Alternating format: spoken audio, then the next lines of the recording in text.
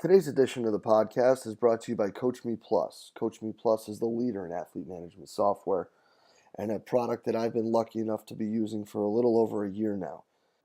Only rivaled by the impeccable customer service that Kevin and his staff provides, Coach Me Plus's ability to constantly be amoeba-like in their ability to mold and matriculate what you're trying to get across and bring together is absolutely fantastic.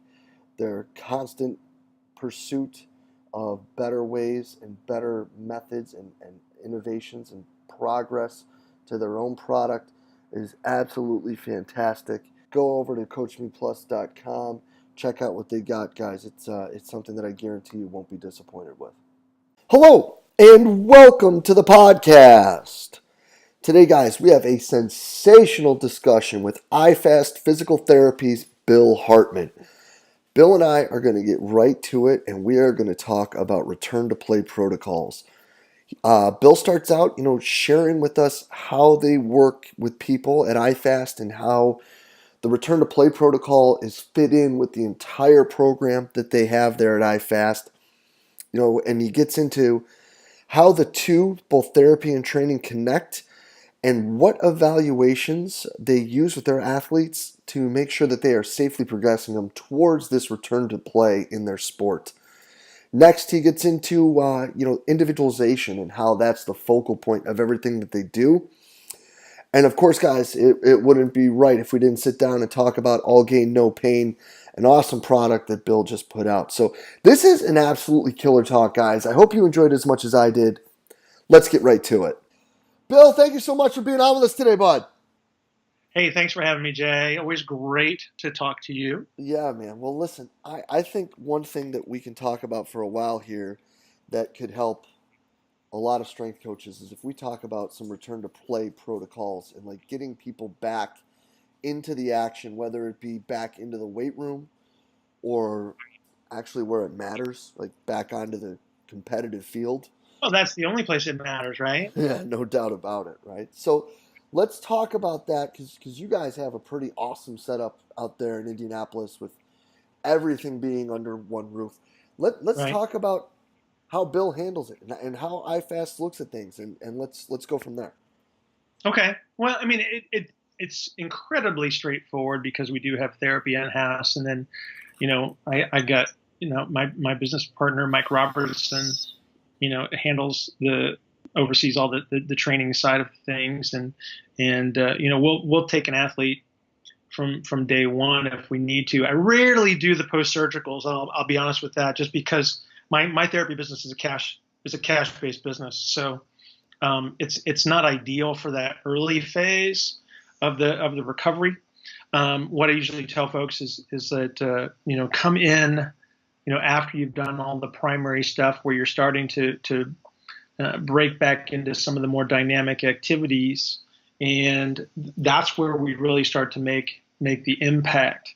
A lot of times, and we've run into this because of the limitations of insurance-based therapy, is a lot of people are discharged before they're ready for return to play, and a lot of them don't even have a place to go to make that transition and then to restore every aspect of their level of performance. So again, we have a nice little setup in that regard.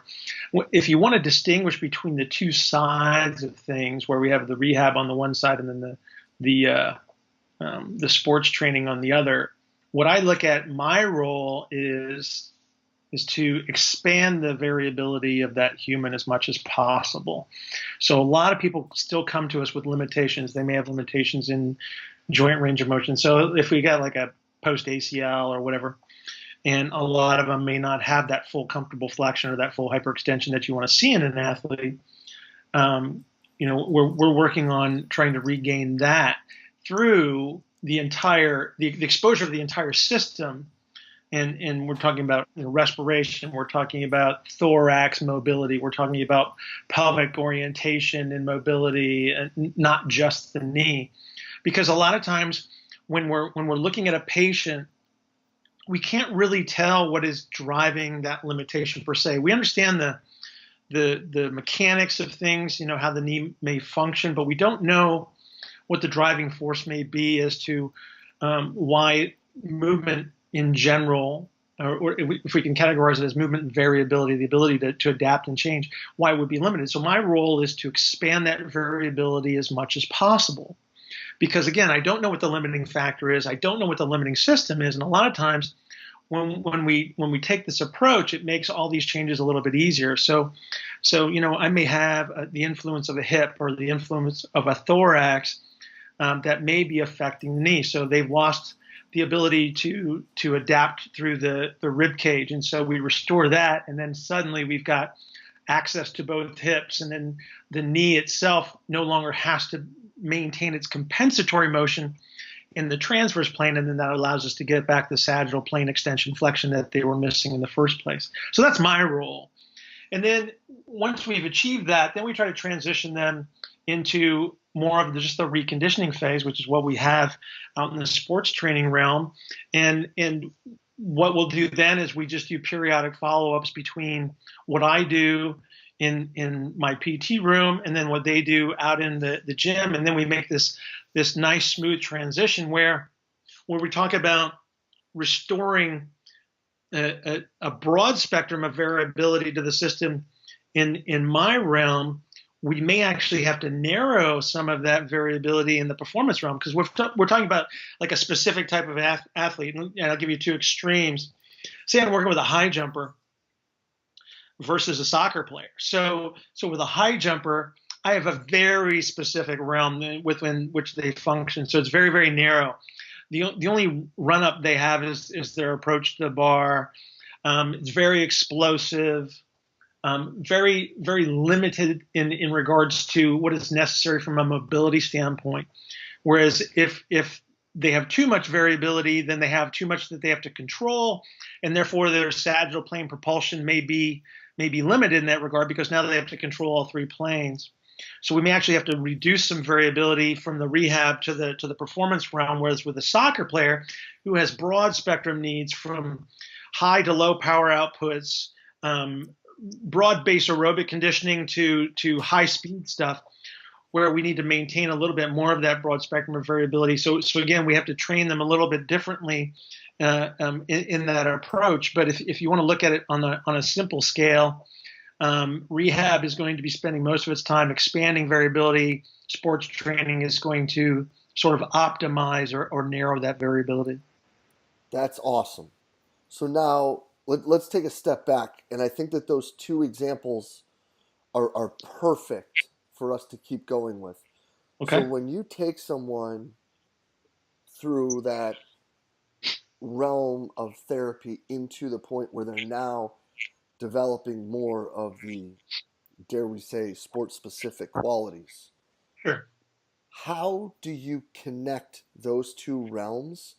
And Mm-hmm. in what ways are you guys evaluating these individuals? Sure. And then how do the limitations placed upon them due to the prior circumstances manipulate those evaluations? Okay.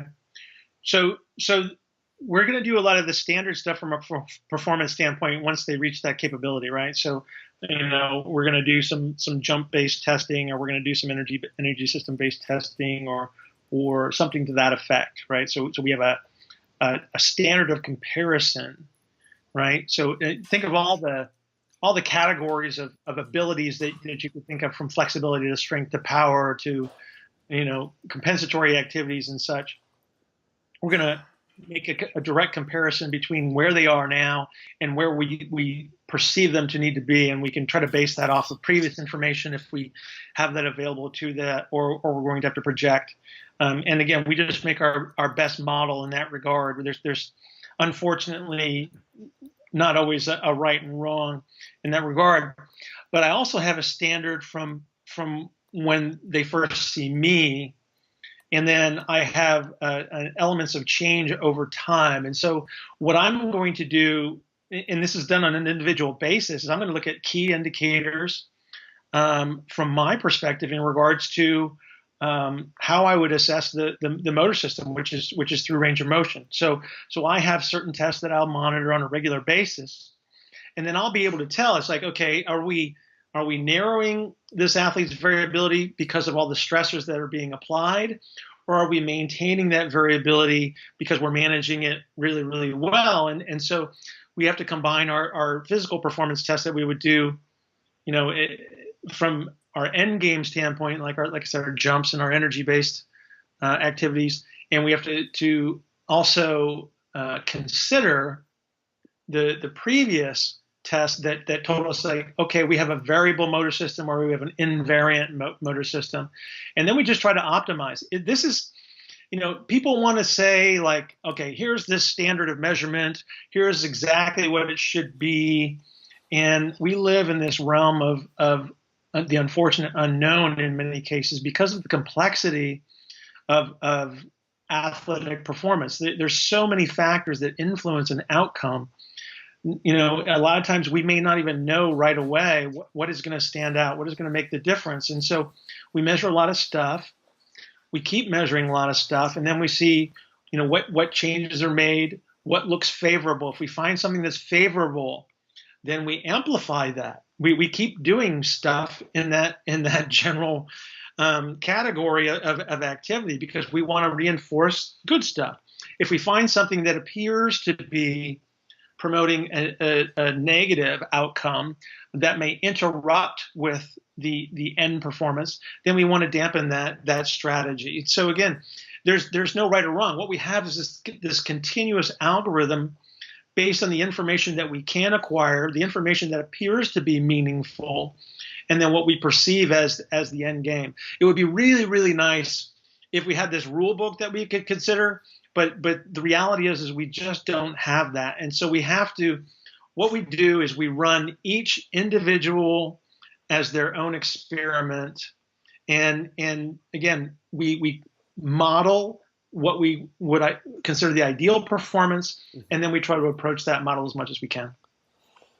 That's fascinating because I think that a lot of people right now listening are used to hearing once you can go 90 or 95% on the hop stop, then you're ready for X and Y and Z or whatever these like predetermined norms are. Right. But well, if we have that information beforehand, Jay, we can use that as our model, right? But what if we don't have that? So we don't know where they were. We don't know what their capabilities were ahead of time. And again, I'm not negating that information at all. I'm not saying it's not of value. I'm just saying that we don't really know, and so we have to create this best case scenario that we do have. So I can fall back on those standards.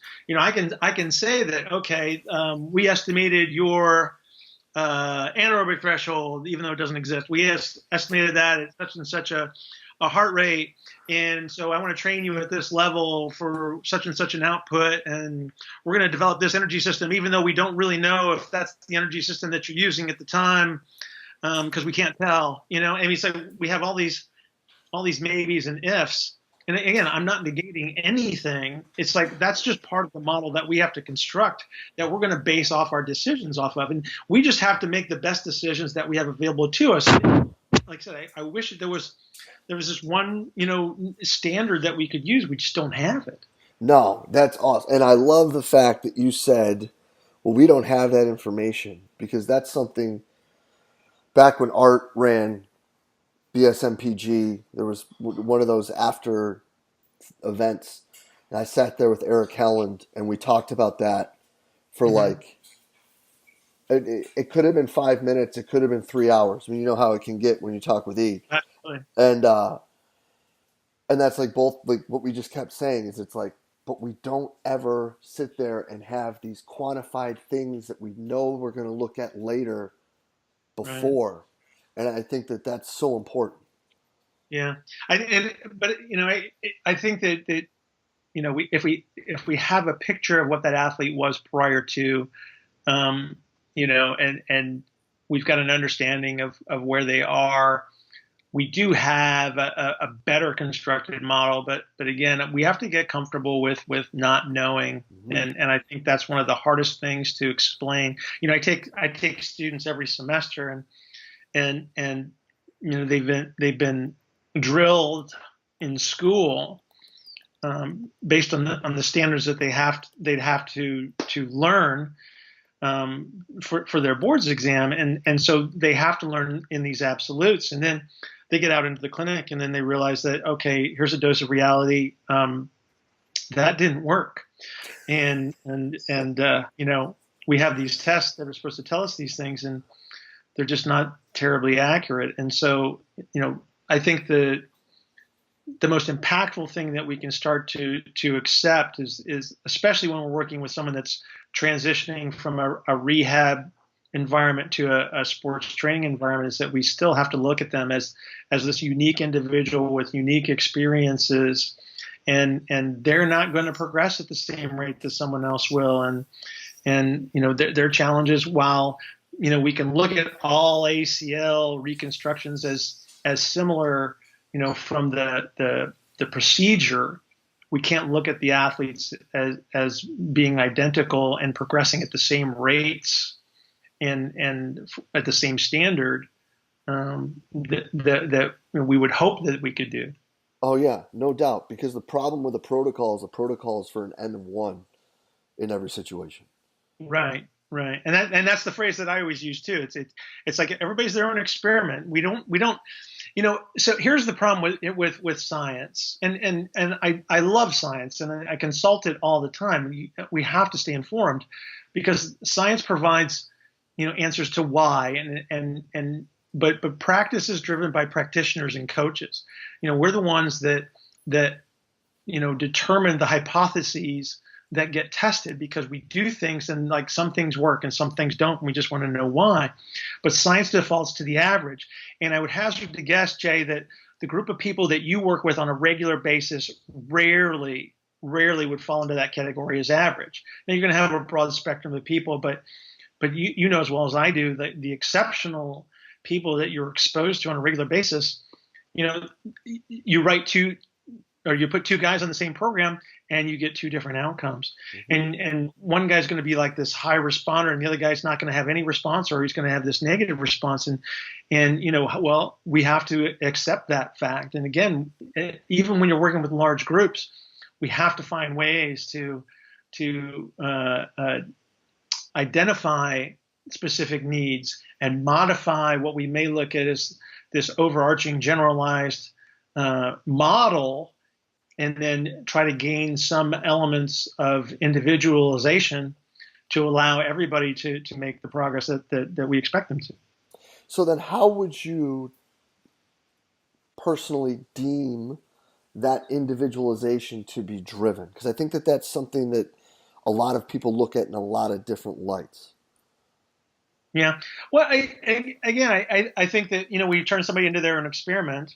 We try to collect enough data so we have a starting point, and then it's a process. And as long as we have a process involved, then that's going to be our greatest advantage. If we try to pigeonhole somebody into one specific system, we're going to have some good outcomes. We're going to have some bad outcomes.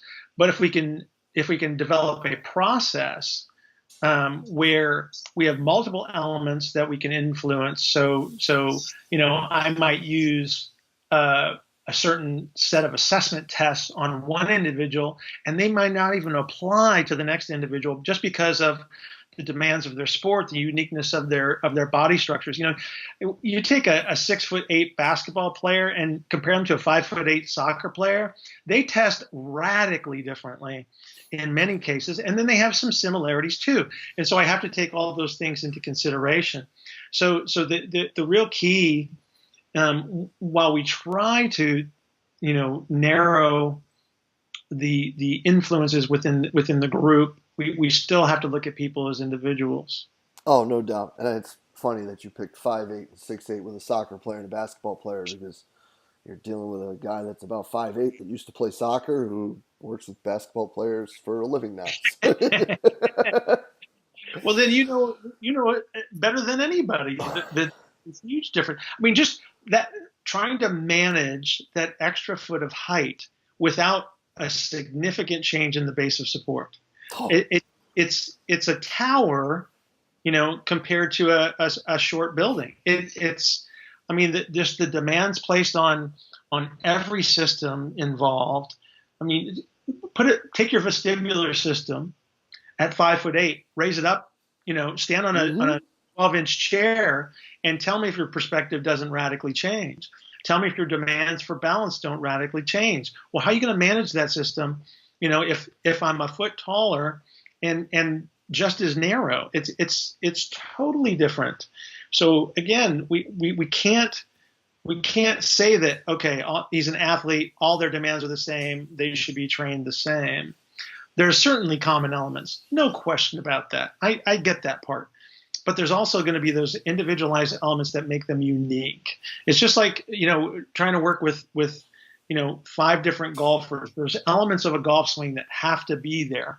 But there's also going to be those elements that make it entirely unique to that person as to whether they're successful or not with a golf swing. Oh, no doubt about it. And it's funny because you're talking about taller guys, and what's wild in our situation is that taller people tend to be the better squatters and benders because, for the most part, they're not the springy, elastic, the guys you call freaks that just bounce all over the place. Right. Meanwhile, you've got your guards or your tweeners, like your 2-3 guys, who are so explosive and, max jump 45 and a half inches, but like they couldn't get to parallel on a squat if they had, 3 different elephants on their shoulders, and it's like, why are you round pegging square holes with these cats? Yeah. I mean, you're going to look at what you're going to see is that there's going to be that group of guys that are like excellent in functioning in the sagittal plane. And then there's going to be those guys that are lousy in the sagittal plane, but they have all these other capabilities of compensation in the other planes. Mm-hmm. And that is totally acceptable. Compensatory movement is a very normal process of problem solving, and especially for these high-level athletes, because they have to find ways around. Like, again, managing 6'8" is a difficult process. And so for me to find a movement strategy, it's not going to be the same movement strategy that I would use if I was 5'8". It's just not. It's not even remotely possible. I mean, just the mechanics are different. The forces are different. So we have to accept that fact. Like I says, when you have the hardest job, I think, in all of sports, when you look at the large groups that you have to deal with and the management process that you have to go through, it's got to be virtually frustrating would be like an understatement, I'm sure, at times, where you've got 50, 60 people in there at a time, and you have to meet everybody's needs, and you have to create foundations for everyone, but yet still try to influence some element of individualization. Yeah, and I think though that's where communication and being able to stagger yourself in a way becomes most important. I mean, I think that, not to keep saying his name, but Eric brought it up in our conversation on the podcast. These kids are the PhDs of their sport. I mean, right. There's not many 5'9" guys from upstate New York who made it real big in basketball. So, I mean, it's, I don't think Paulus is that much taller, and he did pretty well. But I mean, other than him, it's understanding that taking a step back and talking to these athletes and actually like listening like to what's working and what's not, and what you could do better for them. I mean, it's and that's kind of a way I've taken it with most of my kids. Can I ask you a question? Go ahead. Okay. How much do you think that your culture, how many years you've been there? 15 years. 15 years. Okay. So you've had some time. Mm-hmm. This is not like your first year gig, your second year gig. It's like you've had time to evolve a culture. And don't you think that some of the weight is lifted from your shoulders because you get to evolve so many kids from the ground level when they come in the door, like your kids that have been in the program, 2, 3, 4 years, that they can provide some element of I hesitate to use the word coaching because it doesn't replace you, but as far as the No, that's a good information, word though. as far as you get you probably get a better quality of information back, and that might be how you're problem solving. Do you think that's part of the element? I think that is, and I think the other thing too is that we really value the principles of what's behind what we're doing. And that's what we try to educate them in the most. I mean, obviously, the techniques and progressions and all of that is Right, excessively important. But when they right, understand the general principles behind what we're doing and they can look at things and talk to me about their sporting exercise right, and fit it in with what we're doing in training and the principles. And this goes for, you know, field hockey, it goes for swimming and diving, it goes for the basketball guys, and it even went for the tennis kids I was working with. Like they can break down, for example, the conversations that a lot of the women I had on Saturday with the swimmers were they're breaking down off the wall or they're spilling out on their stroke.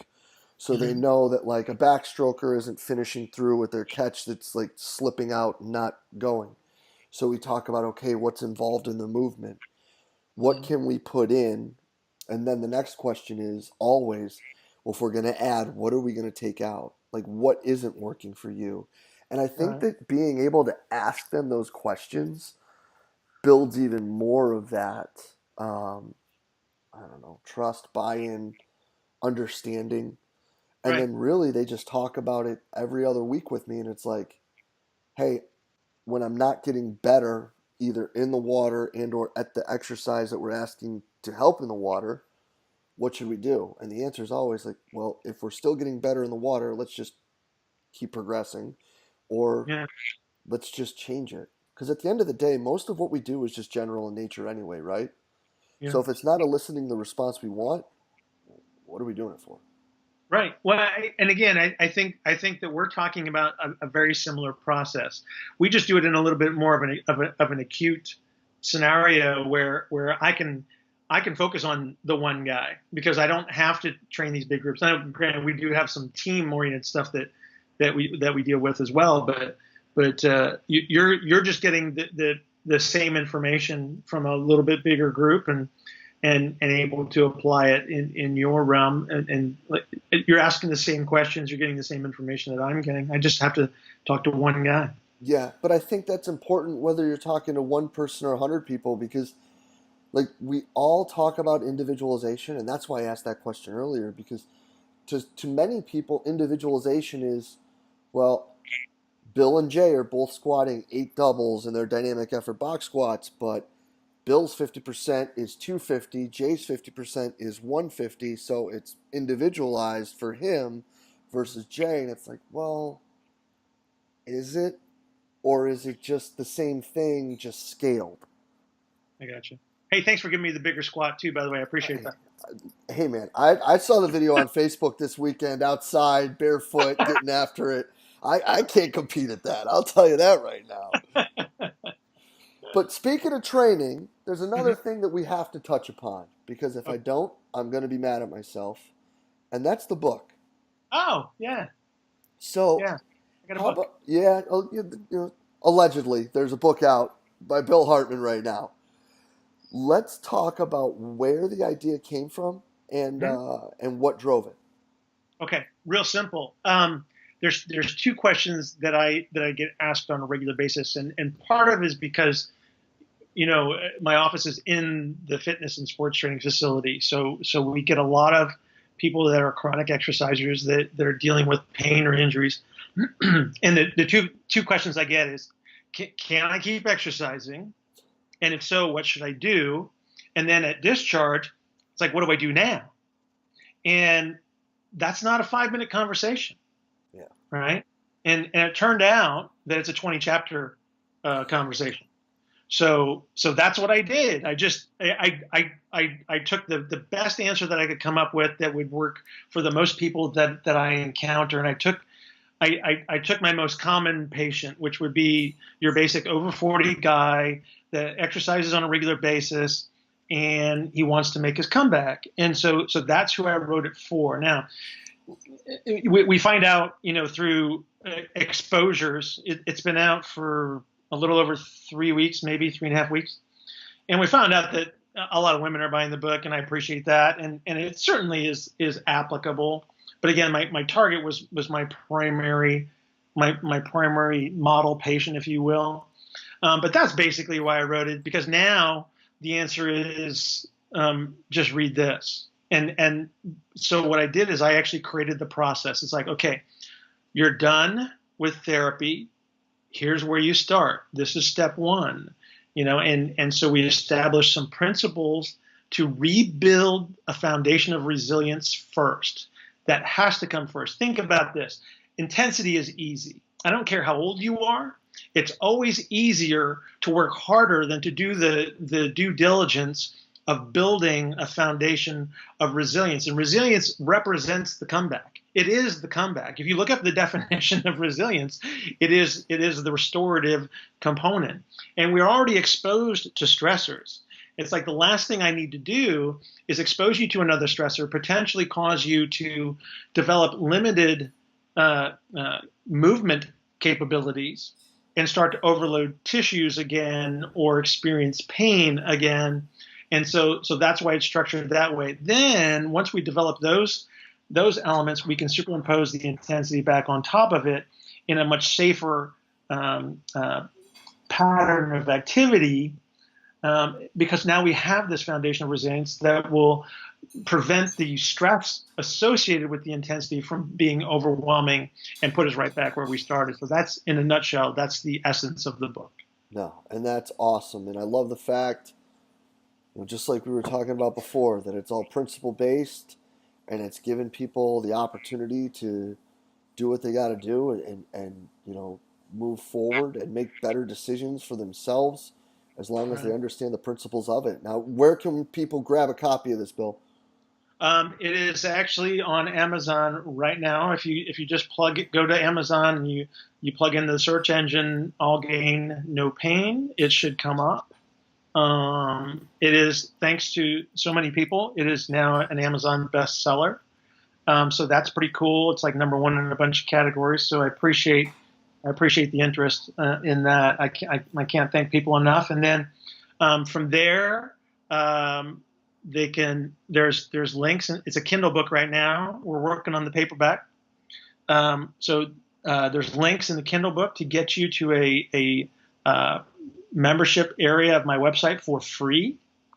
And we got a little Facebook group going. That's a private Facebook group for readers of the book. So you got a nice little process there. So you get all your questions answered, because there's no such thing as a perfect book. And, we're here to take care of them.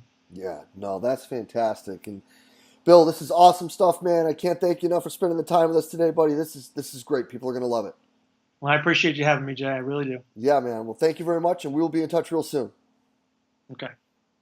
And a huge thanks to IFAST Physical Therapy's Bill Hartman for sitting down with us today. Guys, just fantastic stuff. Open, honest, candid sharing, bringing it right to where we want to be. And that's looking at the athlete and how we can help them get better. Cannot thank Bill enough for being so open and honest and candid with us today. Absolutely fantastic stuff. And as always, guys, if you enjoyed the talk, please share it through the social media outlet of your choice. Facebook, Twitter, Instagram, whatever it may be. Again, guys, we're just trying to get the best information out there to all the great coaches that we can. So do us a favor and hit that share button, hit that like button. And if you do enjoy the talks, guys, and you wouldn't mind, please leave us a review on iTunes or Podomatic. And as always, guys, thank you for everything that you do for us here at Central Virginia Sport Performance. We will be back next week with another awesome guest. We will see you then.